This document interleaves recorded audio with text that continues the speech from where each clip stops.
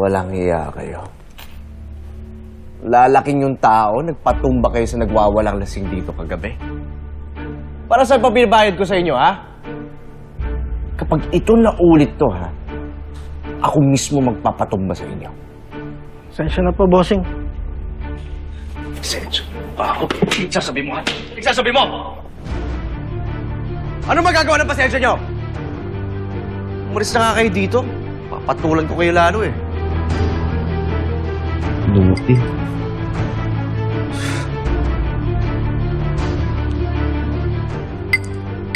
Boss. Marco. Ano na balita kay Mr. Uy?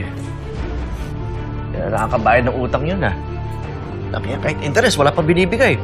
Nakiusap ulit, boss eh. Lugi ang lending ko nito. May pinang-imbestiga ko sa'yo. Yun nga, boss. May nakuha akong impormasyon tungkol dun sa babaeng tinutulungan mo. Ano meron? May binayaran ako sa Havenwood. Pero, konting impormasyon lang ang naibigay sa akin eh. Emma Joseco ang pangalan ng babae. Emma Joseco. Emma. May asawa't anak na daw yun. Pero tungkol dun sa dalawa, wala akong impormasyon. Mga takot kasi yung mga napagtanungan ko eh. Sabi sa akin ni Dr. Samson, posibleng maling gamot ang ibinibigay sa kanya sa Havenwood. Sige, tama yan. Pagpatuloy mo pa yan. Gusto kong makilala ng lubusan ng babae niya. Emma.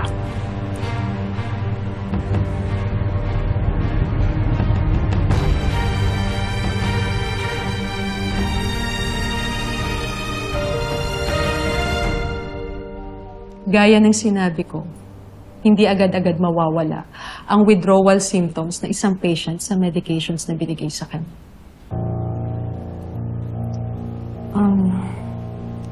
Are you sure okay lang sa'yo na nandito siya? Oo, Doc. Logan, taking care of a psychiatric patient isn't easy.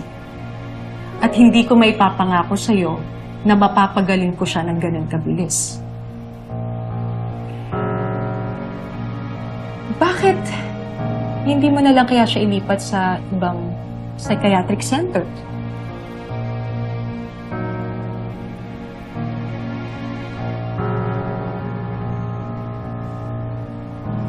Sige, I have to go. Mag-rounds pa ako sa hospital. Thank you, Doc.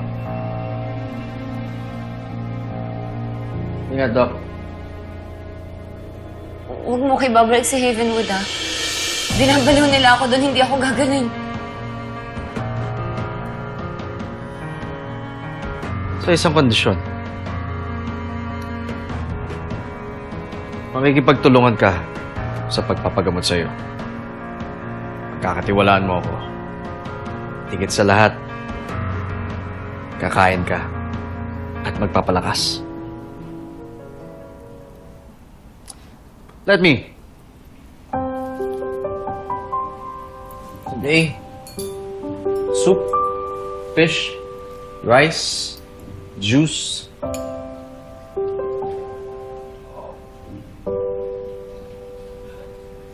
Ayaw mo? Sige.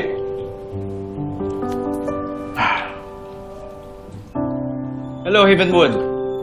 Yes, meron ako ipapadala na pasyente. Baka 30 minutes papunta. Never mind.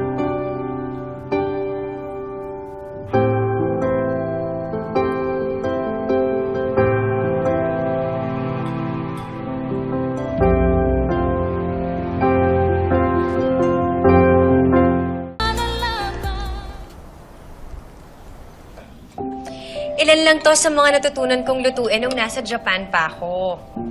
Kaso, baka naman magsawa kayo sa mga niluluto ko, kaya kain naman tayo sa labas. Mamasyal naman tayo. Talaga po? Don't worry, Mookie. Kahit wala dito ang nanay mo, nandito naman ako. I was also a mom.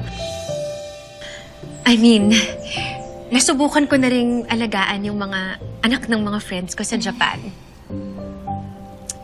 Hindi ko maipapangako na magiging kasing galing ako ng nanay Emma mo. But I will try to do my very best to take good care of you and your tatay. Kaya sana, baby girl, tratuhin mo din ako na parang mommy mo. Okay ba yon? Tita Jade, thank you po ah. Alam niyo po, hindi ko po talaga alam yung gagawin ko kung wala ka. Anything for you, baby girl. Kain na! Lalamig! Sige na! Oo, Kain masarap. na. Masarap na itong niluto mo. Ay, ito, itayin niyo itong gyoza.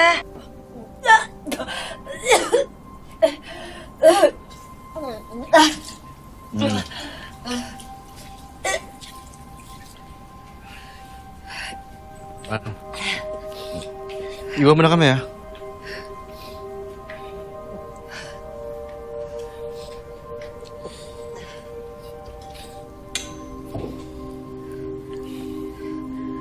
Normal lang daw yan. Withdrawal daw, sabi ni Doc eh. Dahil sa mga maling na inom mong gamot.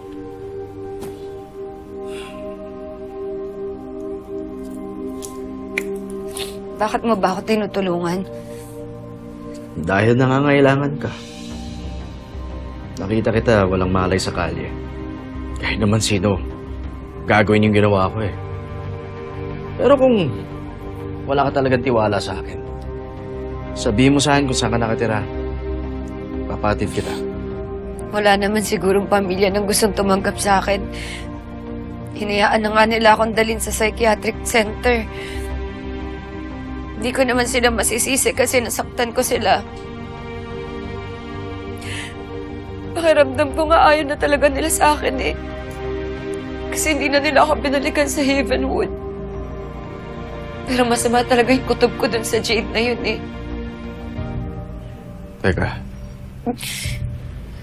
Jane? Jade Caparas. Nalaman ko lang nung kailan na magkapatid kami. Pero masama yung kutob ko sa kanya. Alam kong pareho lang siya nung kambal niyang si Olive.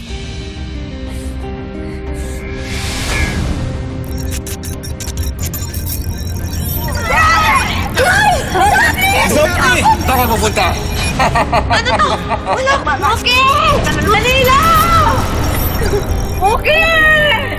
Wala akong tiwala doon sa Jade Caparas na yun. May binabalak siya sa akin. Masama, papatayin niya ako. Papatayin niya ako.